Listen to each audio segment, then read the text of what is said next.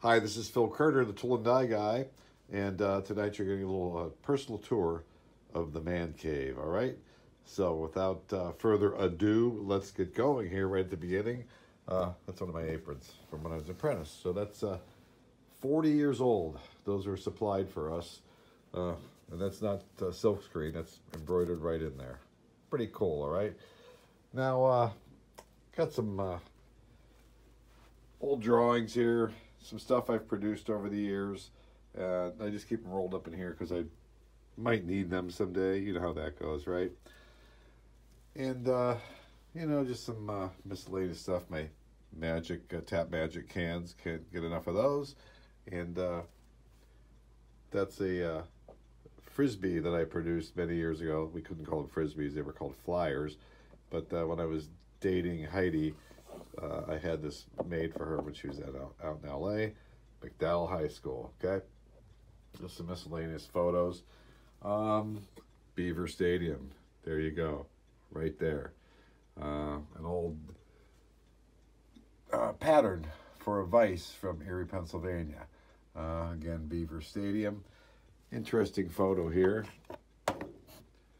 That's four of us lugheads. I'd be the guy in that really attractive red hoodie, and if you notice, I'm wearing rubbers on top of my sneakers. They have spikes in them.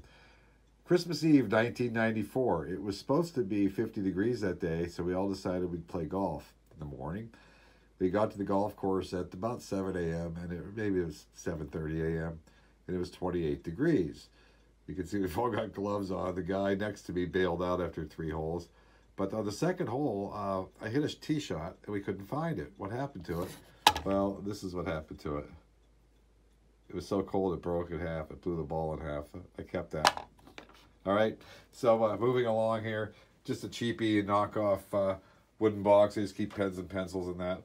I'm a pen and pencil junkie, I guess from my drafting classes. Just can't get enough of them, all right? Let's see here. Oh, the computer here, the workhorse. That's my default home screen. Pretty good place to be. Let's see here. That's a bowling pin. For my bachelor party, we had a bowling party. And there you go. That handsome young man would be me at about age 16. And for some reason, when my brother passed away about 6 years ago, I found this wallet and this stuff. This is obviously something he kept from when he's a teenager. He's got all his babe friends in there from the 60s. Kind of fun, right? Let's see. I think this is my cousin Linda. Not too shabby. So, yeah. Anyways, interesting, right? Couple sample parts from Kerner Tool and Die. That's actually a wax sample. Moving right along, just the computer. Got to have the electric pencil sharpener. That's my Yeti microphone that I use for recording videos. Interesting piece here. Again, that was my brother Fred's. He kept that in his garage, listening to the radio.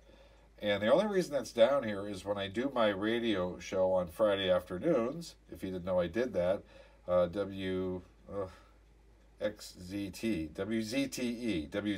or Talk Erie. I'm on every Friday afternoon from 5 to 6, and I keep it light. But I have to, because I'm on Zoom, this is live. The radio is live. The Zoom feed's a couple seconds behind, so when we have call-ins, I have to flip this up, the magic red button, and hear what the call-ins are saying so I can respond. And that's a Matchbox bus from my childhood, all right? Let's see here. Moving along on the wall, a couple pictures of the Queen, Kerner Tool and Die from the 60s, another Vice pattern from Erie, PA. That was my license plate from Kerner Tool and Die. Another pattern. The Queen got me that when I was hosting Working Hands Radio. She had a caricature done for me. That's pretty cool. One of my heroes, Walt Disney, a very creative guy. The funny part about that photo is I looked that up. It's with his signature. This is direct from England. The real one is $16,000. The knockoff or the reproduction is $16. I went with the $16 one. Okay. Kerner Accurate Machine Company. That was a ghost company inside Kerner Tool and Die back in the 50s. That's a stock certificate. A lot of this stuff is on my website. me and the Queen hanging out in Venice Beach with Jim Morrison. You've all seen this. That's on the website. The 1947 Ryder Cup. There you go. That's a who's who of golf right there. It's an autographed copy. It's a reproduction, okay? But I paid a lot of money for that many years ago. And I just got done kind of fixing it up. It was kind of tired. My printer scanner. Got some pictures here ready to scan. My parents on their wedding day back in like 1941, I believe. So we're going to take care of that one.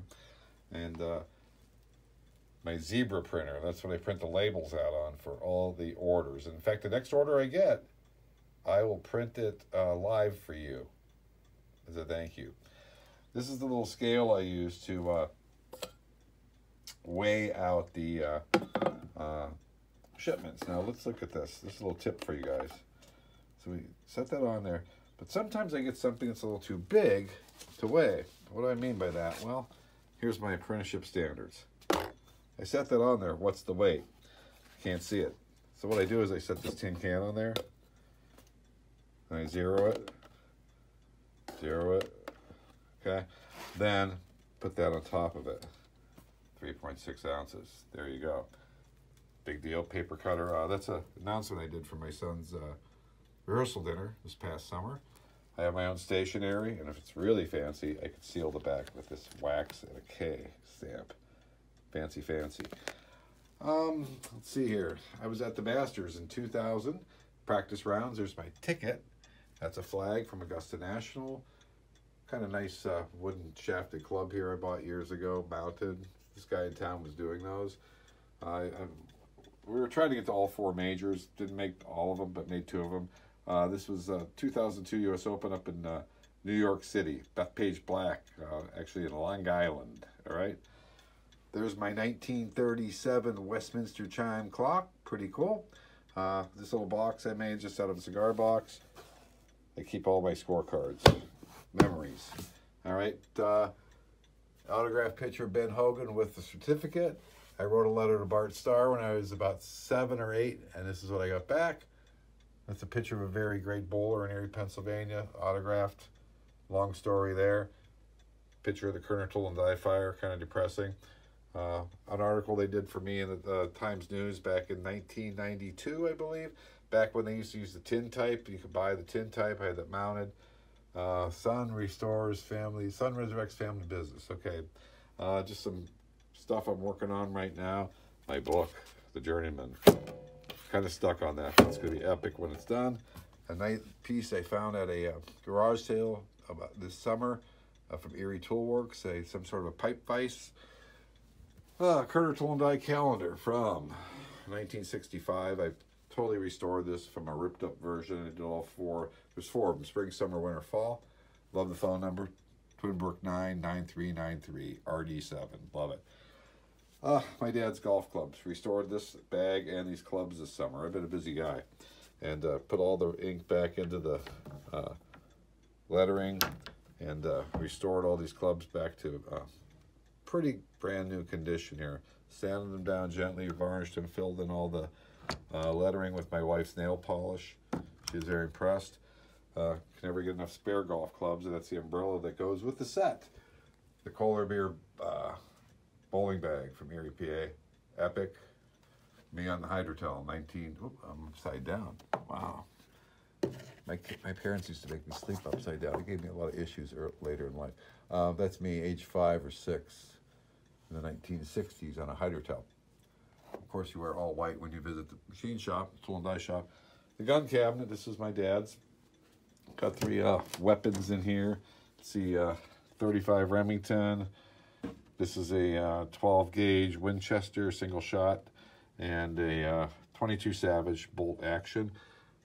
South Bend fly rod that's never been used, all bamboo. My 2 bullets, that's all I'm allowed. The police department certified me to have 2. All right, moving along here. That's available on the Tool and Die Guy site. That is my mentor, Norman Reitman, greatest draftsman designer I ever saw. Boy, he was impeccable. And then we'll do a whole video on these drawings I got from the G.C. Murphy Company in Erie, Pennsylvania. Awesome. Let's see, 1949. About 72 drawings in here. I'm going to do a whole video on that. And this is kind of my drafting board, all right? And as you can see, cannot only have enough erasers, but then you need the electric eraser. And that's what separates the men from the boys. How many people have an electric eraser? And then the vintage lamp. I've had this probably for 40 years. This drafting lamp. I love this thing. I want to be buried with this thing. I want this lamp over my coffin. If my wife's listening, make sure that's displayed. Probably over my gravesite. That would be awesome. And then just my collection of memorabilia. Vintage stuff. Some sample parts that I've built over the years. All the records from Kerner Tool and Die for 12 years. My apprenticeship, that stuff's all available on the Tool and Die Guy site. And my pet bird. I'm not a big pet guy, but this bird I've trained. So well behaved. Look at that. Doesn't even resist. Look at that. Just likes that. So that's it. So there's the tour. There's the studio. This is where the magic happens, or the stuff that gives you guys heartburn, whichever way you want to look at it. I am Phil Kerner, the Tool and Die Guy. Hope you enjoyed this little look through my studio, and we'll see you on the next video.